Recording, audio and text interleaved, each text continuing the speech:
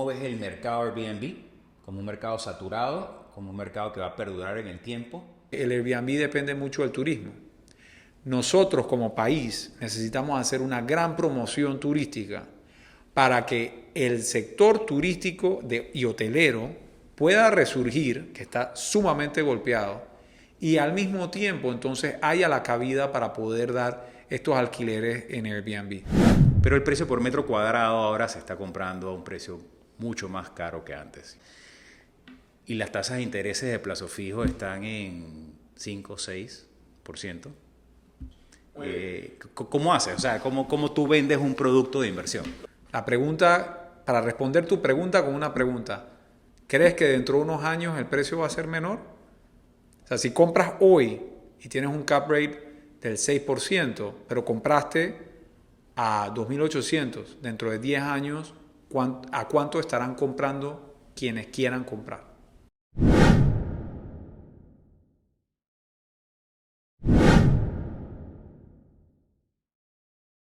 Actualmente hay muchos clientes comprando propiedades en Panamá. Hoy vamos a conversar sobre el mercado inmobiliario, sus productos, su tendencia. Mi nombre es Iván González, director en Grupo Tribaldos. Hoy nos encontramos con un desarrollador, Yasser Williams. ¿Cómo estás, Yasser? Muy bien, Iván, muchas gracias por invitarme. Excelente. Cuéntenos un poco de ti. Bueno, yo soy promotor inmobiliario e inversionista inmobiliario, tanto aquí en Panamá como en la Comunidad de Valencia en España. Actualmente tenemos desarrollos tanto en toda la zona de la Comunidad Valenciana como en Ciudad de Panamá, desde producto de interés social, casas sobre todo en Panamá Norte, Panamá Este, Panamá Oeste, y también en edificios en altura, de baja altura y de mediana a alta altura. Yasser, quiero hablar un poquito sobre el mercado inmobiliario en Panamá. Venimos de una pandemia 2020, venimos de un periodo post-pandemia, que en el 2021-2022 el mercado se fue recuperando. Podría decir que el mercado en 2023, no sé si muy parecido al 2019, antes de pandemia, pero vemos un mercado donde la gente está comprando. Tú estás en el sector residencial. Sabemos que las tasas de intereses han subido bastante y obviamente es un poquito más difícil para los clientes buscar un financiamiento, una hipoteca en este momento. Cuéntanos un poquito sobre el mercado inmobiliario. ¿Cómo lo ves? Ciertamente los mercados inmobiliarios son cíclicos. Hay momentos en los que hay una mayor demanda y hay momentos en los que dicha demanda disminuye. Pienso que el tema de la pandemia causó una situación coyuntural donde se disminuyó la demanda porque muchas personas cambiaron de trabajo, dejaron de tener la capacidad crediticia para poder acceder a un crédito. Eso frenó de alguna forma la captación de vivienda nueva en Panamá, sobre todo en el año 2021-2022. Pero ya después de que han transcurrido 2 años de haber salido de la pandemia y las personas tienen una estabilidad y nuevamente pueden sentirse tranquilas de que han salido de ese episodio que fue tan traumático para tantas familias en Panamá y en el mundo, eso ha revigorizado el interés y eso se ve no solamente tanto en la tendencia de compra, sino también en los desarrolladores inmobiliarios que se están atreviendo nuevamente a arrancar nuevos proyectos. Yasser, quería preguntarte sobre el inventario que hay en Panamá. Tenemos productos en desarrollo, tú eres un desarrollador que está construyendo edificios, tenemos muchos más desarrolladores construyendo edificios, edificios en preventa, edificios en construcción, tenemos un inventario amplio de propiedades en el mercado secundario. Nosotros en Grupo Tribaldo vendemos propiedades con permiso de ocupación, mercado secundario, y tenemos panameños comprando, tenemos extranjeros que están invirtiendo en Panamá. Me gustaría saber cómo tú ves la absorción de un inventario tan amplio en el país. Cuéntanos un poquito sobre eso. Mira, yo siento que el punto diferenciador para venta tiene mucho que ver con el tipo de producto. No solamente por precio, sino por calidad. Los clientes cada vez exigen más y creo que eso está bien. Es una realidad que antes se vendía mucho en plano, antes se vendía mucho en preventa y ahora el cliente quiere ver, quiere saber cómo va a ser la unidad, cuáles son los acabados. Le interesa saber un poco más del producto. Eso definitivamente hace que tengas un mayor inventario hasta el momento en el que terminas construcciones. Cuando antes tú te encontrabas un edificio totalmente vendido y que iba apenas a medio construir, al día de hoy mucho comprador prefiere esperar hasta el final. Eso tiene sus pros y sus contras. Cuando compras en preventa, compras definitivamente a un precio inferior, porque el promotor necesita poder llegar a un monto mínimo de venta que le permita acceder al financiamiento interino del banco. Mientras que ya después de haber llegado a un hito de ventas va a incrementar el precio. Entonces ahí está el punto donde ¿cuándo conviene comprar? ¿Conviene comprar al principio o conviene comprar cuando ya se puede tocar la propiedad y se puede ver exactamente qué es lo que está entregando el promotor? Yo considero que hay que tener un equilibrio y que si se conoce al promotor y se sabe que ha entregado y tiene una reputación con buenas calidades, con buen producto, deberías poder aprovecharlo en preventa. Quiero saber cómo se maneja el mercado residencial secundario y el mercado en preventa en construcción. Sabemos que los precios por metro cuadrado de apartamentos en preventa o apartamentos en construcción están mucho más altos que, por ejemplo, el inventario en el mercado secundario, que son todas las propiedades que tienen permiso de ocupación, que pueden tener un mes de haberse entregado, pueden tener 10, 15 años.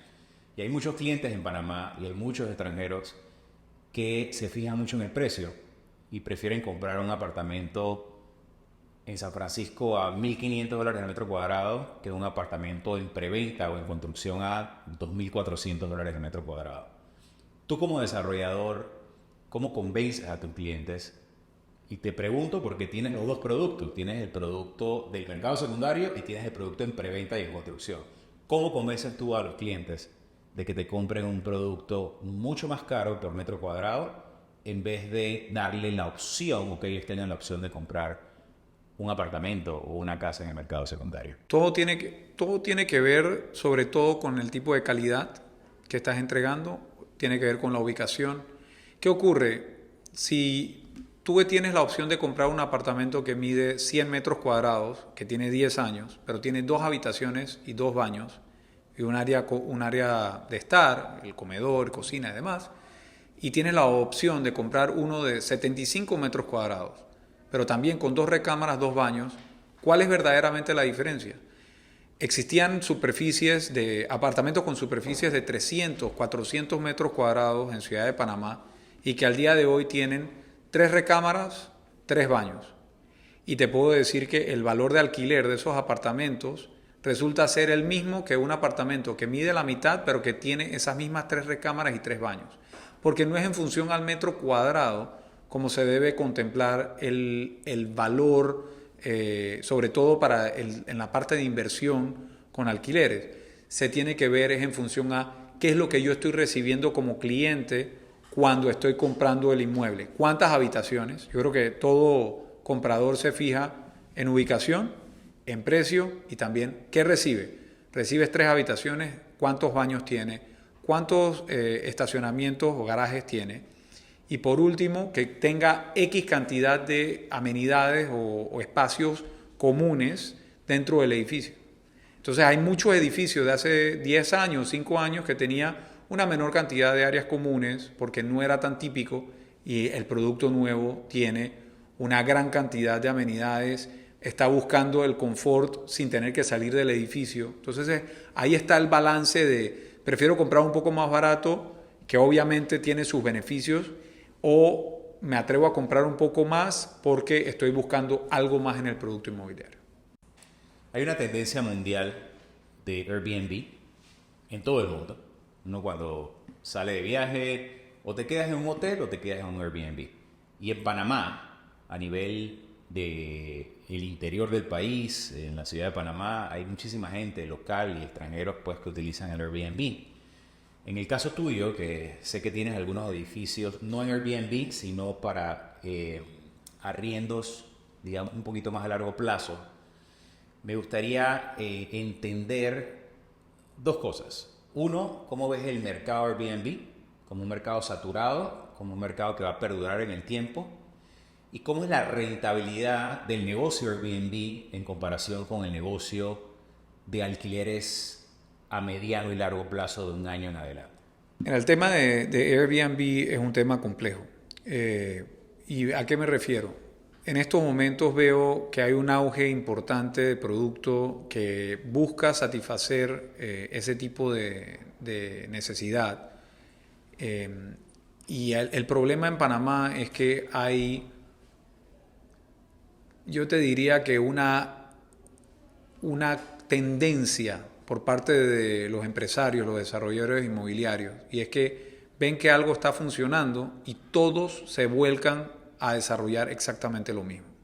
Entonces, eso lo puedes ver o pudiste ver en la época de los hoteles, me incluyo dentro de eso, en los años 2011, 2012, había ocupación hotelera a razón de 90, 100%. Había momentos en los que era imposible conseguir una habitación de hotel. ¿Y qué pasó? Todo el mundo dijo, el negocio está en los hoteles. Y de repente de tener 4.000, 5.000, 6.000 habitaciones hoteleras, saltamos a 18.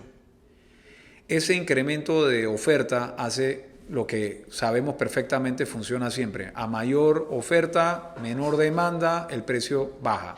Pasó con los hoteles. Luego eran las oficinas. Y ahora hay oficinas vacías en múltiples lugares porque se desarrolló sin contemplar el mercado. Luego fueron los locales comerciales. Después fueron las galeras. O sea, ha ido en un orden y ahora es el Airbnb. Esa es la nueva panacea. Que si el Airbnb bien manejado puede generar dinero, seguro. Estoy convencido que todo negocio bien manejado y eligiendo una ubicación adecuada y proporcionando un buen servicio es rentable. Por eso es que hay hoteles que siguen existiendo al día de hoy y hay otros que desafortunadamente han tenido que cerrar. Entonces ahí el tema va a ser que de aquí a un par de años, lo más seguro, ese mercado va a estar saturado. ¿Y por qué lo digo con tanta certeza? Porque el Airbnb depende mucho del turismo. Nosotros como país necesitamos hacer una gran promoción turística para que el sector turístico y hotelero pueda resurgir, que está sumamente golpeado, y al mismo tiempo entonces haya la cabida para poder dar estos alquileres en Airbnb. Porque hay una realidad, el mundo ha cambiado, no todo el mundo quiere quedarse en hoteles. Hay muchas personas que viajan y que sienten una atracción hacia poderse quedar en un sitio que simulase ser una casa, porque tienes la oportunidad de cocinarte, porque tienes la oportunidad de tener control de tu acceso, de tu seguridad. En un hotel al final entran los housekeepers, tienes el tema de que los metros cuadrados tienden a ser pequeños. Entonces ahí es donde te digo que creo que el Airbnb va a poder coexistir siempre con los hoteles, pero hasta que la demanda turística exista, a mí me parece que siempre que yo hago un cálculo de inversión, lo hago con que el largo plazo me pueda rendir y si por casualidad tengo la oportunidad de hacer Airbnb, pues perfecto. Mi experiencia personal es que yo cuando viajo con mi familia, lo que menos queremos es ir a un apartamento, cocinar, limpiar, etc. Así que yo pienso, y estoy de acuerdo contigo, yo pienso que el tema en Panamá realmente es el turismo.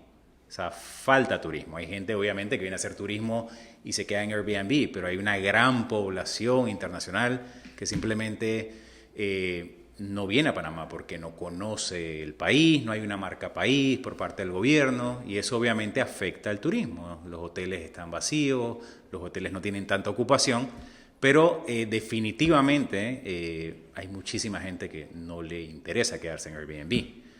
Escuché la noticia de Nueva York, me imagino que la escuchaste también.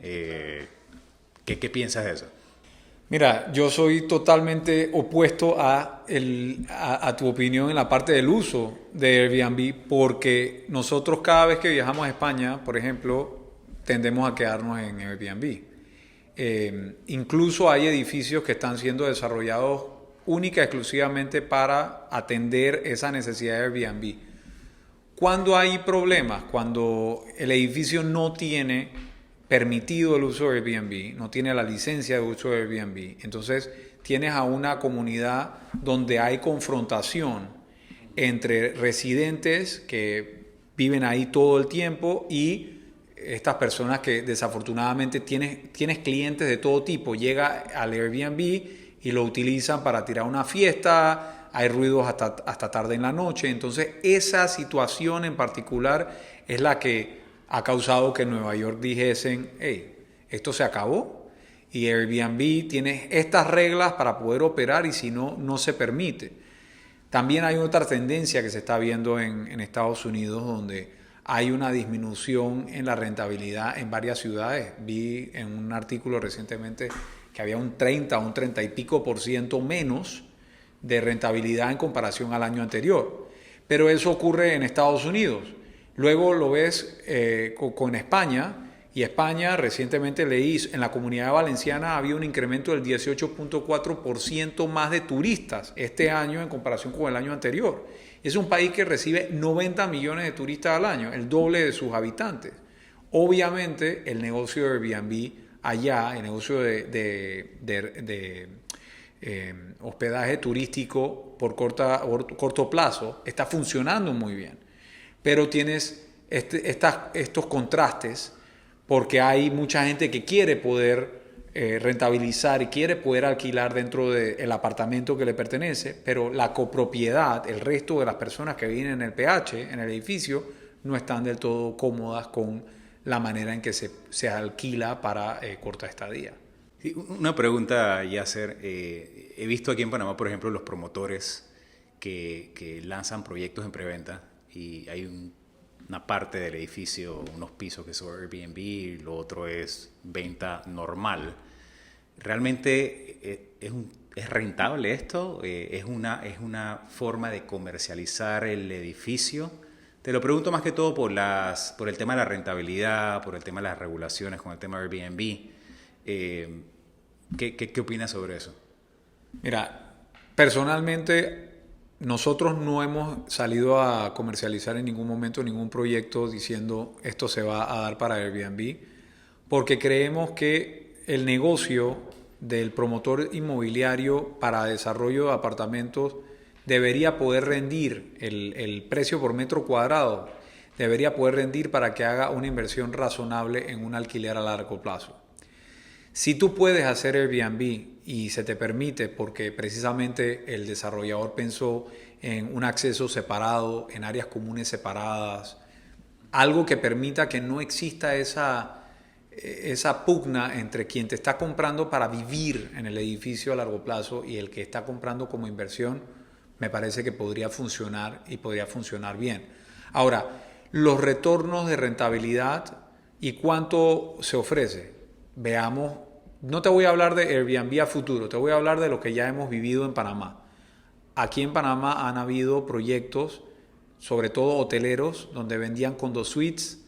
Habían proyectos de hoteles donde te vendían una participación del negocio y la realidad es que esas rentabilidades que fueron prometidas no han sido. Y si eso ocurrió con un negocio que estaba claramente establecido y no funcionó, podría ser que en el tema de Airbnb pase lo mismo. Me preocupa sobre todo por lo que te comenté de la cantidad de turismo que tenemos en Panamá. Si eso mejora, a todos nos irá bien. Me imagino, mira, yo tengo 16, 17 años aquí en Grupo Tribaldos. Nosotros cuando empezamos a vender productos de inversión inmobiliaria de apartamentos con renta, recuerdo que los cap rates en esos tiempos estaban en 8% aproximadamente, ¿no? Hemos visto que también por el precio del apartamento, la inflación, el costo de los materiales, que los apartamentos se han comprado a un precio por metro cuadrado más caro. La tendencia ha sido de reducir el metraje del apartamento y donde habían apartamentos, digamos, pequeños de 1 a 2 recámaras han metido hasta 3 recámaras, ¿no? Y tú lo ves, es algo muy común, digamos, en países como Colombia, por ejemplo, de hace muchísimos años, ¿no? Pero el precio por metro cuadrado ahora se está comprando a un precio mucho más caro que antes. Me acuerdo en el boom inmobiliario 2006-2007 comprabas a $700 el metro cuadrado en San Francisco, en Punta Pacífica, en muchos lugares aquí en Panamá. Esas rentabilidades como asesor inmobiliario, como corredor de bienes raíces, han bajado significativamente, sobre todo en residencial, estamos hablando de un 5 o 6% más o menos de cap rate.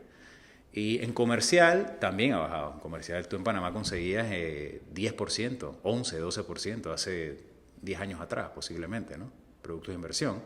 Los fondos inmobiliarios estaban felices en esos tiempos, ¿no? Comprando buenos productos con buenos inquilinos aquí en Panamá. ¿Cómo convencer a un cliente en este momento de, mira, puedes comprar este producto que te va a dar esta rentabilidad cuando tienen que pagar el precio por metro cuadrado de apartamentos pequeños en 3.000, 4.000, 3.500, mínimo 2.500 el metro cuadrado, y las tasas de intereses de plazo fijo están en 5 o 6%? ¿Cómo haces? O sea, ¿cómo tú vendes un producto de inversión? Lo que pasa es que, Iván, hasta cierto punto es que es anecdótico. Si tú te pones a ver, esta conversación la estamos teniendo hoy porque las tasas de interés se han disparado.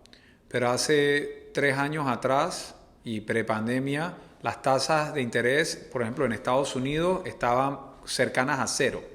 Y aquí en Panamá las tasas eran bastante más bajas de lo que están al día de hoy, porque ha habido un incremento en el mundo.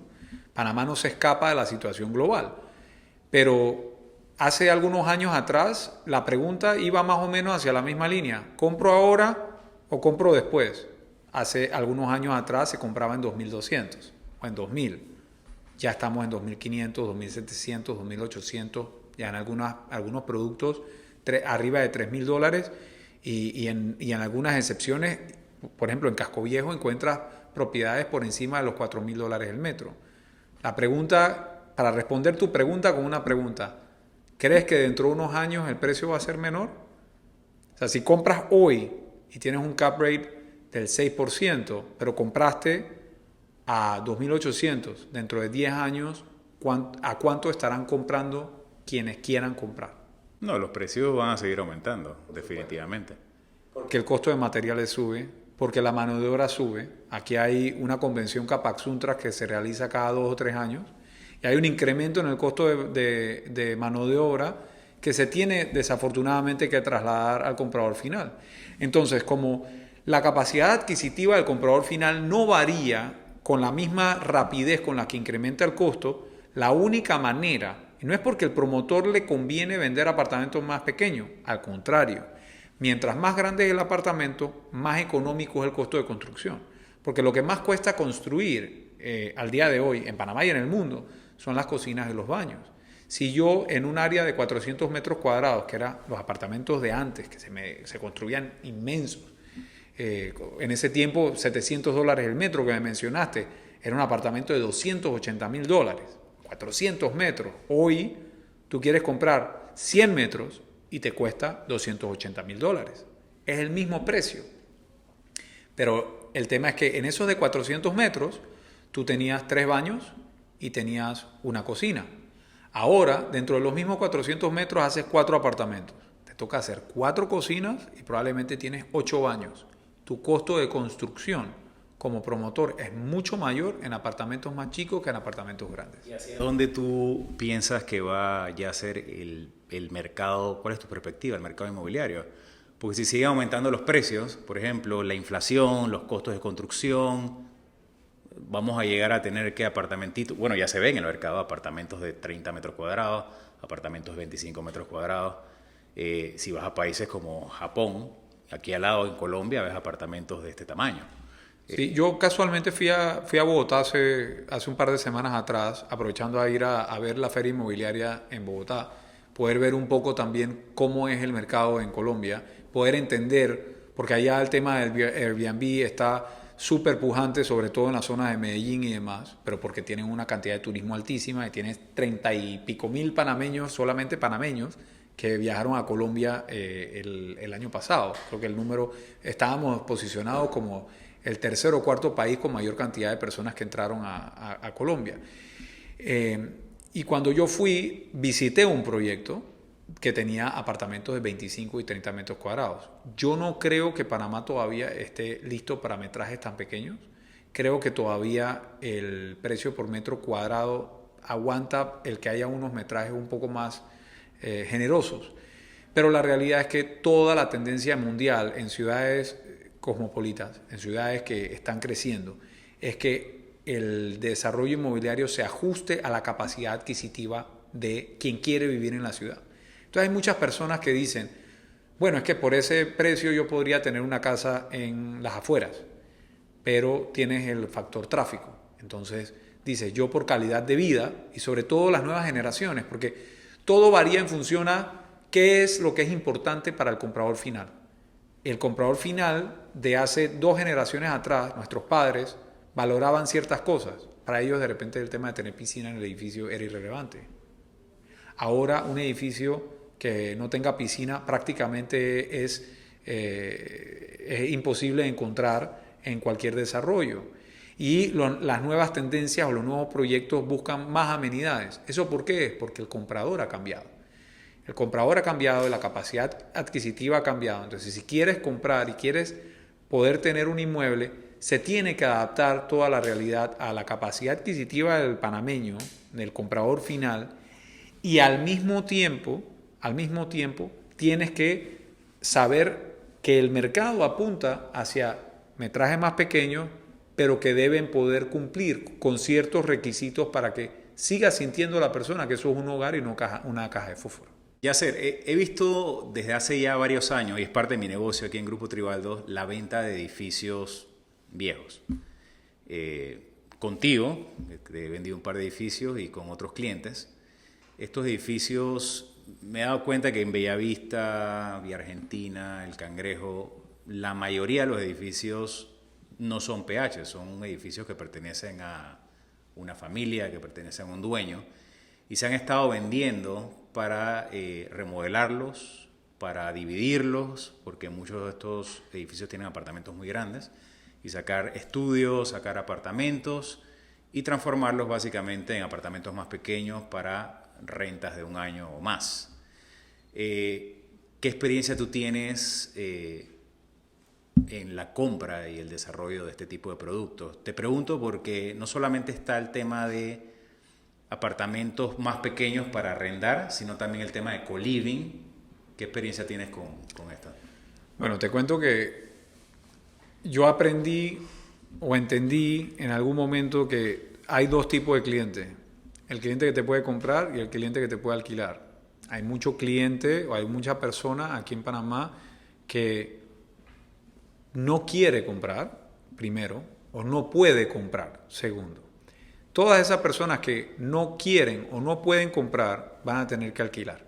Y si van a alquilar, siempre van a preferir lugares que sean muy céntricos. ¿Qué particularidades tienen esas zonas que acabas de mencionar? Bellavista, la cercanía al metro. El Cangrejo, Vía Argentina, la cercanía al metro. La posibilidad de estar en el medio de la ciudad y poderte movilizar con relativa facilidad. Bellavista y el Cangrejo han tenido cambios importantes también en lo que se refiere a construcción de aceras. Son zonas que tienen energía, hay restaurantes, hay bares, hay muchas cosas que encuentras y que sientes que hacen tu experiencia de vivir en un sitio mucho más satisfactoria.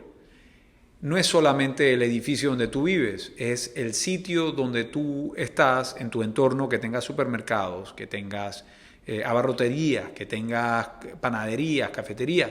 Al final, cervecería, claro, yo sé la tuya, no hay problema. Cervecería Central, no es un aviso publicitario pago. Me está yendo muy bien en Argentina. Me alegra mucho. Uno de los locales de Yasser. Sí, bueno, y la realidad es que yo creo que por esa razón la posibilidad de comprar edificios y remodelarlos incluyendo cosas, porque los edificios viejos, muchos, aparte de los metrajes grandes que tienen, pues hay cosas que tienen que actualizarse, como el tema de las alarmas contra incendio, poderle colocar las plantas eléctricas, ese tipo de cosas son necesarias. Y lo otro es, tú no necesitas necesariamente un apartamento de 200 metros cuadrados y 2 habitaciones.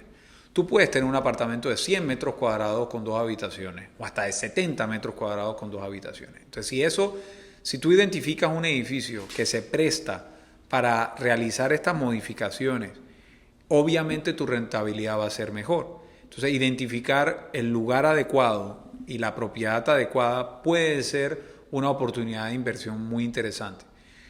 No solamente para el tema de alquiler, sino también como para el de co-living. Co-living en Panamá todavía no se ha desarrollado como tal. Creo que hay ejemplos muy pequeños, muy puntuales, quizás.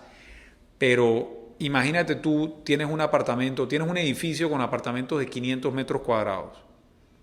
Puedes hacer la transformación de, no sé, 5 apartamentos de 100 metros. O hasta irte a una mayor cantidad de apartamentos y un metraje más reducido.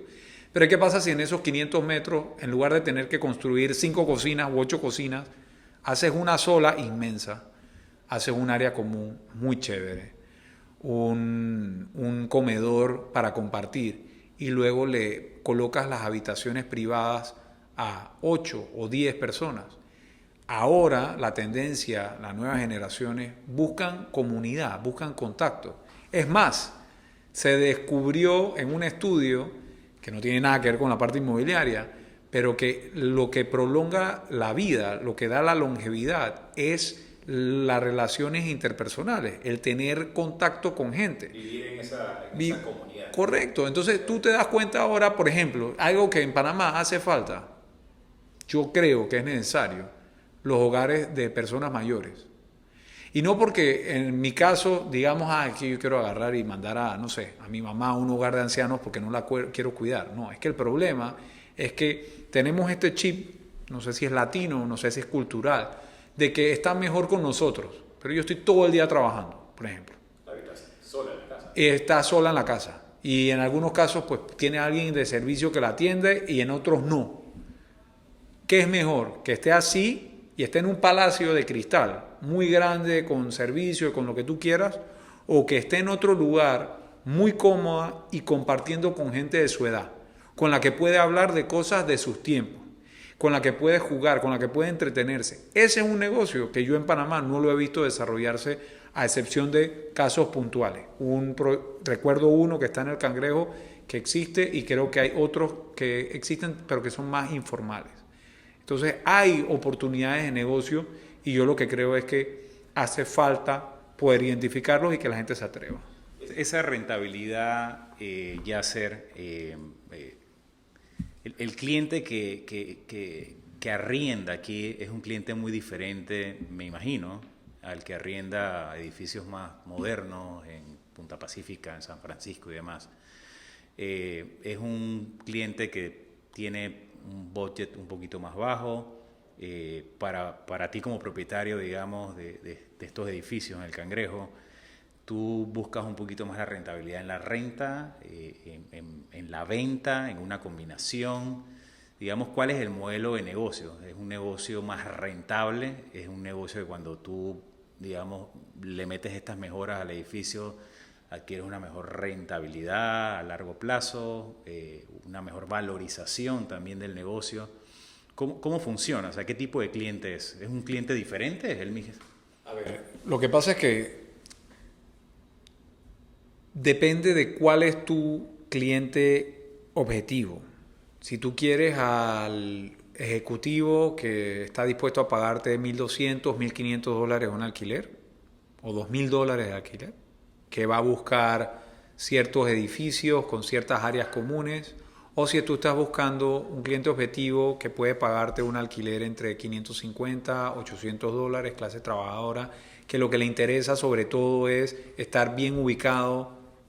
Ahí es donde tú tienes que poder dirigir hacia dónde quieres enfocar el desarrollo, digamos. Por ejemplo, en el tema de co-living que te mencioné, si tú lo haces en una zona de mayor capacidad adquisitiva, vamos a decir un terreno, no sé, en Paitilla, pues obviamente podrás esperar un valor de alquiler más alto a si lo haces en una clase, en una zona de clase socioeconómica media a media alta, como puede ser la del Cangrejo.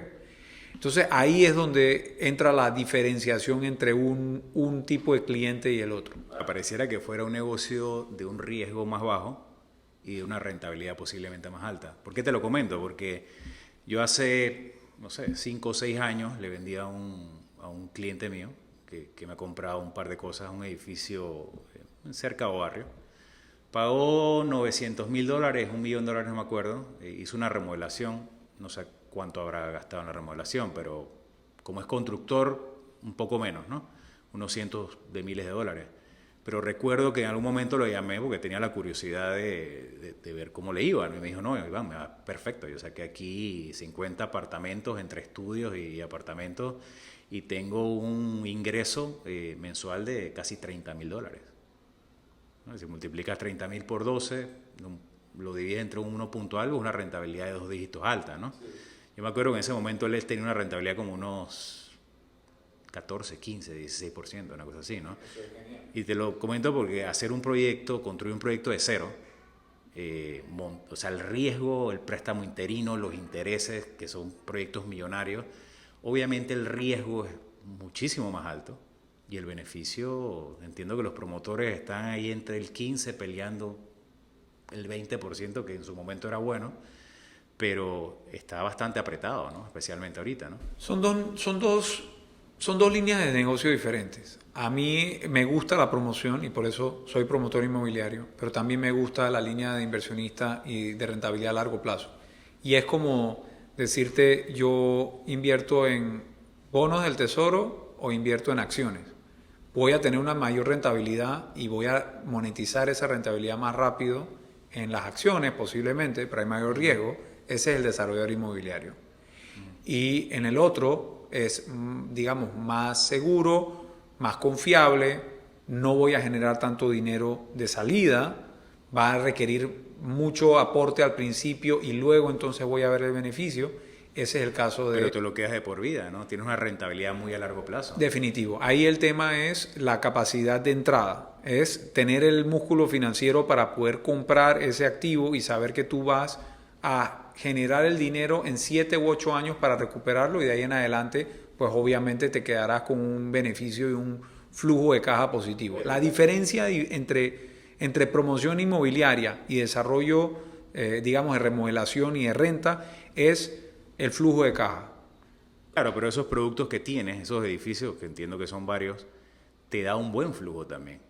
Claro. Para poder reinvertir ese dinero en otro, estás diversificado, porque es un poquito, te lo digo porque yo trabajo desde hace muchos años con desarrolladores y para la venta de terrenos, para edificios, que ese negocio ha bajado bastante porque no hay muchos proyectos nuevos, pero no es común ver a alguien que desarrolla un edificio, como tú, entiendo que tienes un proyecto en Costa del Este, por ejemplo, pero también a la misma vez tiene el otro negocio, que es el negocio de comprar edificios, remodelarlos, dividir los apartamentos y sacar una rentabilidad. Entonces, es una diversificación de inversión y posiblemente eso también te minimiza un poquito el riesgo, porque haces las dos cosas a la vez, ¿no? Bueno, que al final lo que pasa es que antes de ser promotor inmobiliario hacíamos el negocio de remodelación. Entonces, lo que hay es un balance de riesgo.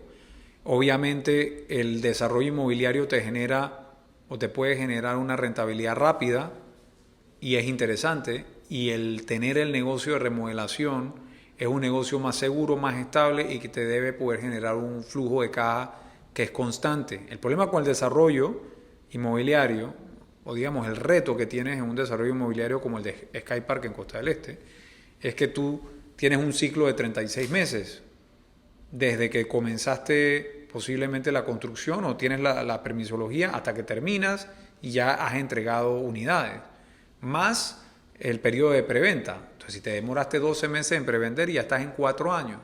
Te agarra un ciclo, un cambio de ciclo fácilmente en esos 48 meses. Pero el tema es que es un negocio donde tú tienes que aportar durante un periodo de esos 48 meses y cuando recibes la utilidad se supone debería ser una utilidad interesante. El negocio de alquiler con remodelación de por medio depende de qué remodelas. Si remodelas un edificio totalmente vacío, tú vas a estar enterrando dinero por un periodo de tiempo que podría estar en el año y medio y luego comienzas a ver el flujo de caja rápidamente y comienzas a ver una recuperación.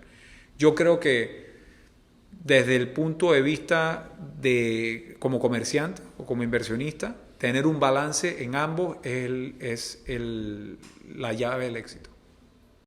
Yasser, ya que estábamos hablando de los proyectos inmobiliarios, quería saber tu opinión sobre el tema del costo o el precio del suelo o del terreno, ya que muchas veces nosotros aquí, yo que me dedicaba a la venta de terrenos para desarrollos, me he dado cuenta que los precios de los avalúos muchas veces no van de acuerdo al precio que puede pagar el desarrollador o la promotora para poder desarrollar su proyecto.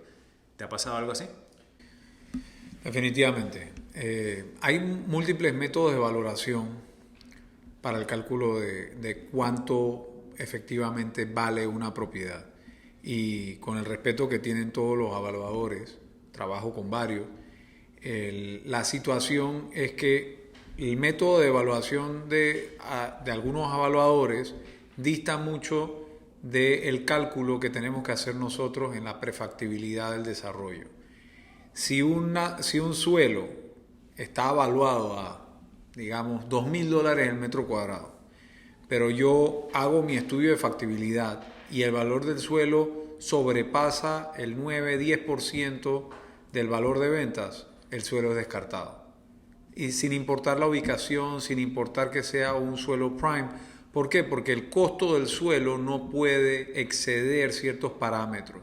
En el momento en el que tú tienes que pagar un monto adicional por el suelo, tú estás poniendo en riesgo la viabilidad del proyecto. Entonces cualquier promotor inmobiliario, y esto es aquí, en España o en Timbuktu, tu costo del suelo tiene que ir alineado con el costo del desarrollo y con la capacidad de venta. Hay muchos avalúos que he visto donde el valor por metro cuadrado de la propiedad no existe. No existe, y sobre todo en propiedades que tienen encima algún tipo de construcción. Porque esa construcción que tiene 30, 40, 50 años ha sido totalmente depreciada. El valor de esa construcción debería ser contablemente cero. Y lo único que se debería considerar es el valor del suelo. Así que hay muchas propiedades hoy en Panamá, y creo que eso debe ocurrir en otras latitudes también, que tienen 5 años en el mercado.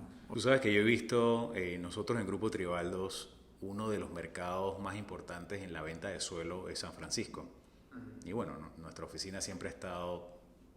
Tuvimos la oficina en Punta Pacífica, que pertenece a San Francisco, y actualmente estamos en San Francisco Centro, pongámoslo así, ¿no? Pero gran parte de los edificios, desde el boom inmobiliario hasta la fecha, esos terrenos han sido vendidos por Tribaldos. Y los precios por metro cuadrado nos hemos dado cuenta que dependiendo del evaluador, de la empresa de avalúo, es diferente. O sea, tú tienes empresas de avalúo en San Francisco, conozco muy bien los precios que te dicen el suelo vale 1.200 el metro cuadrado, tienes otra empresa que hace el avalúo un mes después y el precio está en $900 el metro cuadrado. Y cuando ves los comparativos en el avalúo, ves comparativos de propiedades que tienen 10 años vendiéndose. Y el precio está en 1.500, en 1.400 el metro cuadrado. Y nosotros internamente aquí en Grupo Tribaldos siempre cuatrimestralmente hacemos estudios de ventas de cierres.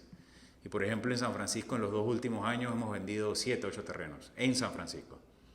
Y el promedio de venta en San Francisco es alrededor de $800 el metro cuadrado, de cierre. Entonces esa diferencia es una diferencia enorme. Sí, y sabemos que la prefactibilidad para un desarrollador es alrededor de entre $800 y $900 el metro cuadrado para que el producto del edificio que van a construir sea rentable. O sea, ese es el valor del 10% o del 9% sobre el valor de las ventas del proyecto. Obviamente tenemos propiedades que tienen muchísimo tiempo vendiéndose. Y los propietarios cuando ven un papel, cuando ven un avalúo, dicen, bueno, yo no la vendo por debajo de este precio, o yo te negocio un poquito, pero negociar de 1.200 a 800 al metro cuadrado es enorme. Entonces, realmente no solamente nos afecta la venta a nosotros como empresa de bienes raíces, sino también al promotor. O sea, yo creo que es importante que los propietarios, por ejemplo, en San Francisco y en otros lugares sepan que la gente no está comprando casas en San Francisco. La gente está comprando terrenos con casas, y tú lo mencionaste, para poder desarrollar un edificio, construir un edificio o desarrollar una plaza comercial o lo que sea. Entonces, aunque el valor de la casa sí es importante, la mayoría de las casas son casas viejas y están bien depreciadas. Yo difiero un poco ahí. El valor de la casa no es importante, porque lo vas a tener que tumbar. Entonces, para mí es mejor que me entregues un lote vacío a que me entregues un lote con una casa que igual voy a tener que pagarle a alguien para poderlo demoler. Exacto. Voy a tener que sacar un permiso de demolición que tiene un costo, voy a tener que efectivamente demoler, voy a tener que pagar transporte para llevarse el caliche e irlo a botar donde corresponde. Ya no te salen $900 el metro cuadrado, te salen $1,000 el metro cuadrado porque tuviste que pagar por la demolición. Exactamente. Entonces ahí está el cambio de chip que tiene que haber. ¿Quieres venderle a alguien pensando que va a promover o quieres venderle una casa en San Francisco a alguien? Y en función a eso, entonces tus números no deberían distar demasiado a la realidad del mercado. El tema es que tú puedes seguir soñando y pensando que una propiedad o un carro o cualquier activo vale X. El mercado te va a decir. Si tienes 6 meses en el mercado y nadie te toca la puerta, o te llegan ofertas al 50% o al 60% de tu precio marcado, precio de lista, puede ser que el problema sea el precio que tú esperas recibir. Pasa 1 año, pasan 2 años, pasan 5 años. Hay propiedades que están publicadas múltiples veces, que tienen 400 días publicadas. Nadie las quiere ver ya, se vuelven el patito feo que nadie quiere voltear a ver precisamente porque están en un precio que está alejado de la realidad. Sí, al final tú como inversionista, tú pagas el precio para poder desarrollar tu negocio, tu proyecto. Y me imagino que te pasa también cuando ves edificios, ves un edificio que tiene 50, 60 años y te dicen, no, este edificio vale $2 millones. Y cuando tú haces tu prefactibilidad y agarras los apartamentos y lo divides y lo mejoras y demás, tú sabes que estás buscando, por decirte, una rentabilidad de 10, 11%, porque para eso metes el dinero en el banco y ese edificio máximo puedes pagar $1 millón y quieren $1 millón más, entonces tienen el edificio y no ¿Qué vida útil adicional puede tener una construcción de 50 años? Haces la remodelación y le haces múltiples cambios al edificio, pero el concreto tiene... Está totalmente depreciado. Totalmente depreciado. Se supone que tú en 50 años tuviste que haberle sacado todo el provecho de esas mejoras. Lo que estás comprando es el suelo, realmente. Verdaderamente lo que tú estás pagando es el suelo. Entonces, el problema al día de hoy es que el avalúo y el precio de venta real distan muchísimo el uno del otro. Tú hoy día puedes preguntarle a cualquier promotor si ha comprado cerca de valor de avalúo o incluso al valor de remate de avalúo y yo estoy seguro, no me equivoco, que ninguno te dirá que efectivamente el valor de avalúo es el valor de cierre. Entonces, así mismo como tú lo comentaste, tu propia experiencia, has vendido 7, 8 lotes en San Francisco. Yo he comprado ya en los últimos años varias propiedades y los precios de avalúo son estratosféricos y la gente lo sabe. Yo creo que muchos propietarios saben perfectamente que el avalúo es un termómetro que te puede servir de alguna manera, pero cuando hay avalúos que están totalmente distantes de la realidad, yo ni pierdo mi tiempo tratando de negociar. Sí. Pienso que también tú, no solamente como vendedor, sino como asesor, tienes que conocer el tema y tienes que de alguna forma tratar de explicarle al propietario que lo que se puede construir en su terreno es esto y esa es la razón por la cual un desarrollador no puede pagar más de este precio por metro cuadrado, tan sencillo como eso. Para nosotros nosotros como bienes raíces tenemos 2 clientes, tenemos el comprador y tenemos el vendedor. Y obviamente tenemos que sacar el beneficio para ambos, porque tenemos 2 clientes. Pero definitivamente hay que ser transparente y hay que ser honesto y decirle, este es el precio que te pueden pagar, porque si no se te va a quedar la propiedad, porque es que nadie se está mudando a San Francisco. La gente que tiene plata se está mudando a Costa del Este, se está mudando a Santa María, y lo que hacen es vender su propiedad para poder mudarse. Pero nadie quiere mudarse a un lugar donde hay una cantidad de tráfico, hay bulla, etcétera, etcétera, en el sentido de vivir. Entonces, sí, claro, uno puede vivir en un edificio, tú ves un edificio con tu doble vidrio, con el aislante y no escuchas el ruido. pero realmente no en una casa. La tendencia es más mudarse a una casa que es un complejo cerrado, con garita de seguridad. O sea, eso es lo que está buscando la gente. Y en Panamá tú sabes que aquí la gente está viviendo desde hace mucho tiempo vertical. Muy poca gente está realmente comprando casas porque las casas también son carísimas. Es que la tendencia al final en todas las ciudades cosmopolitas y ciudades que van creciendo es que lo que está en el centro de la ciudad, que típicamente eran casas, cambia la densidad, cambia la permisología del uso del suelo, y al cambiar el uso del suelo, pues obviamente tienes un terreno de 1000 metros cuadrados donde hay una casa. ¿Qué va a pasar con ese terreno? Van a hacer una estructura, un edificio en vertical, y eso es parte de, digamos, de la transformación que viven las ciudades, y eso es normal. Claro. Lo importante que creo que necesita Panamá, sobre todo Ciudad de Panamá, es que esa transformación tiene que ir de la mano de la mejora de infraestructura. Entonces, Ciudad de Panamá debe ir a nivel, yo hablo un poco de gobierno y de municipio, tienen que ir haciendo las gestiones para que ese cambio de densificación, que es inevitable porque la gente quiere vivir en el centro de la ciudad, vaya de la mano de mejoras de infraestructura, tanto en la red vial como en la red, el tema de agua y el tema eléctrico. Eso es necesario que se dé. Como desarrollador y un poquito con la tendencia que se ve a nivel mundial y en Panamá, ¿cómo ves el tema de los nuevos diseños, apartamentos más pequeños, tecnología, sostenibilidad?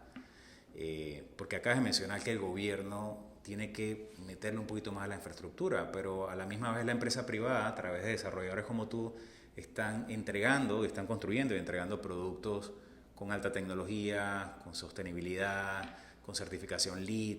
¿Cómo ves el tema? O sea, ¿hacia dónde vamos?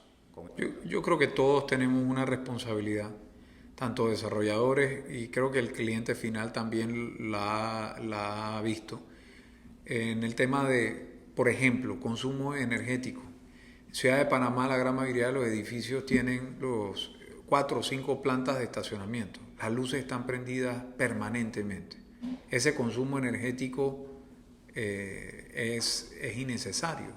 Debería poder existir en los edificios, y nosotros ya estamos gestionando eso, por ejemplo en nuestros desarrollos, el que tú puedas tener una línea, digamos, de luces auxiliares mínimas, porque necesitas tener algo de iluminación, pero que sea con sensor de movimiento, las luces principales. ¿Para qué? Para que reduzca el consumo eléctrico, porque es parte del costo de mantenimiento del cliente, pero sobre todo porque esa generación eléctrica viene de utilización de hidroeléctricas aquí en Panamá, de campos solares.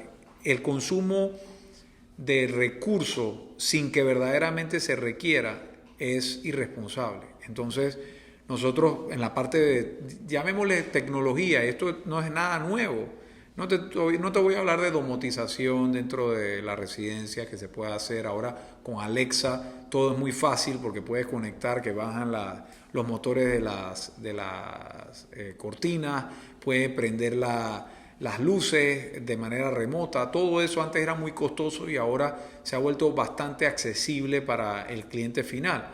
Pero, por ejemplo, aquí en Panamá a mí me parece que no deberían estar utilizando todavía el sistema tradicional para el tema del gas. Existe una tecnología, llamémosle, se llama PEX, sistema PEX, que nosotros utilizamos en todos nuestros proyectos.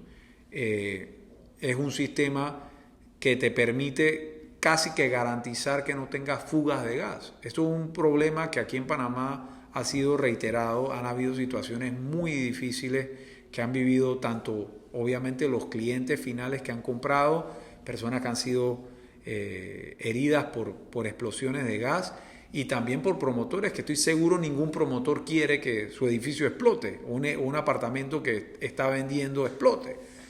Pero la utilización de este sistema PEX, que tiene más de 20 años de estarse utilizando en Canadá, en Estados Unidos, es algo que debería utilizarse en Panamá casi que de manera obligatoria. porque es un sistema que te permite, tiene 3 recubrimientos en el conducto del gas y los únicos puntos donde puede haber una fuga son los puntos de conexión. Ahí la importancia es siempre de tener un idóneo que sea el que te haga la conexión de la tubería desde el punto de conexión principal hasta el electrodoméstico, la estufa, ¿no?, que esté siendo utilizada. Ese tipo de cosas, siento yo, son innovaciones que en Panamá son necesarias. Más allá de tener un edificio muy bonito, lo más importante es tener un hogar seguro. Yasser, háblanos un poquito de tus proyectos. Sé que tienes un proyecto en Costa del Este, sé que tienes algunos edificios y proyectos en El Cangrejo. Sí, bueno, nosotros tenemos desarrollo inmobiliario dirigido sobre todo al comprador local. Tenemos desde interés social, casas en la zona de Panamá Norte, Alameda de Villa Grecia. Tenemos un proyecto que está muy interesante que vamos a iniciar, que se llama Alameda del Norte, también por esa zona. En el área de Panamá Oeste tenemos varios proyectos, Alameda del Valle, tenemos un proyectito muy interesante de edificios de baja altura que se llama Paseo California a un precio súper bueno. Y actualmente pues en el área de Pacora también tenemos un desarrollo que se llama Alameda de Pacora. Que pareciera que hay una redundancia, todos son Alamedas, eso somos nosotros normalmente, ¿no? Y adicional a eso pues tenemos edificios de mediana altura. La idea es que están dentro de un rango de precio entre $100,000 y $120,000. Y luego tenemos ya los edificios, digamos, de 15 pisos hacia arriba. Terminamos hace aproximadamente un año un proyecto en El Cangrejo que se llama Sky Suites. Estamos terminando uno en San Francisco, en calle 66, que se llama Sky 66. Y ahora acabamos de arrancar el desarrollo del edificio Sky Park. Ya colocamos las fundaciones, los pilotes. Estamos muy entusiasmados viendo la aceptación que tiene el producto. Y nada, creemos que hay muchas oportunidades para continuar desarrollando aquí en Panamá.